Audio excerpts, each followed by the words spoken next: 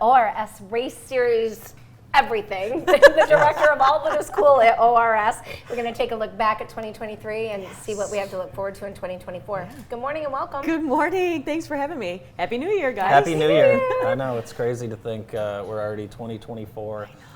A banner year for the ORS Race Series. Absolutely. I was so excited. We put together a graphic of just all the exciting things that have happened in 2023, and I'm really looking forward to being able to say that this year and every year going forward is epic. Yes. Every year has been epic. There's the stats that you can see in front of you, and for a local running series, these numbers are really something that, you know, we've got to give kudos to the Jackson community. This is awesome. In all of us putting our health first. You know, we're a very unique series because we really work hard to make sure that there are opportunities for everybody, you know, from the children, itty bitties. We have kids that are just a year and a half that participate in all of our races, all of our kids' races, all the way through grandparents, and parents, etc. And it doesn't matter if you have an extended competitive fitness level. Just put one foot in front of the other, come out and enjoy the community engagement piece. So for me, it's just been one of those things where I get to stand and just really watch it all happen and just be so proud of our community. But then to just see everybody else out there engaging and on their own wellness journeys, it's just been, yes, I can't.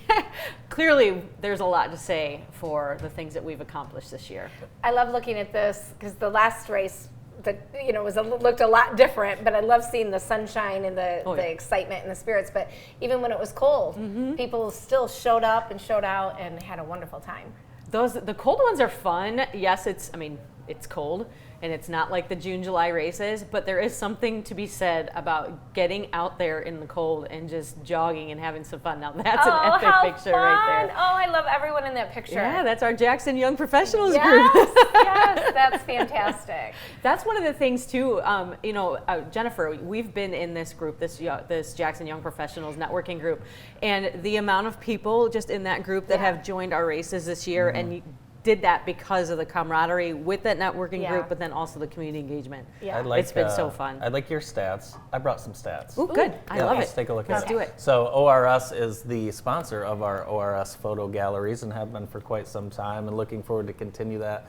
984 ORS galleries last year. Wow, that's amazing. Galleries. So how many pictures is that? Millions. Oh, it is. It is. It is. Wow. So I mean, that's an average of what? 3 per day or more. Wow. So absolutely awesome. Over 105,000 to look at, and then the photos have been viewed over 2 million times. It's crazy. That's amazing. I thought the stats were going to be how many races Andy did. No, but and how well he did. How many races? I do go to the races. Yes, you do. So I go and I usually help work. Yep. Yeah. You get points for going, not participating? As a sponsor, I like to Absolutely. help out. I'll pass water out.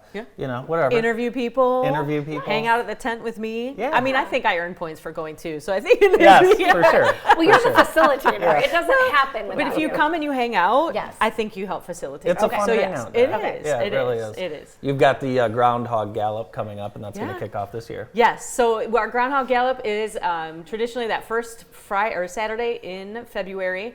Sign up is up and ready to go, and that is also where we're going to be presenting our awards for our 2023. Nice. So we use that as our kickoff for the next year, but then we want to showcase the winners and the people that participated and some stats with that. We've already put the stats up with that, but we had 13 people compete in all 11 races. Oh, wow.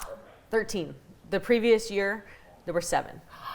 So in that's a big feat in itself. But another exciting stat, and we'll talk about this again when I'm on here with Jacob next week to talk more about the Groundhog Gallop, is that our Jackson series is really gaining traction and awareness.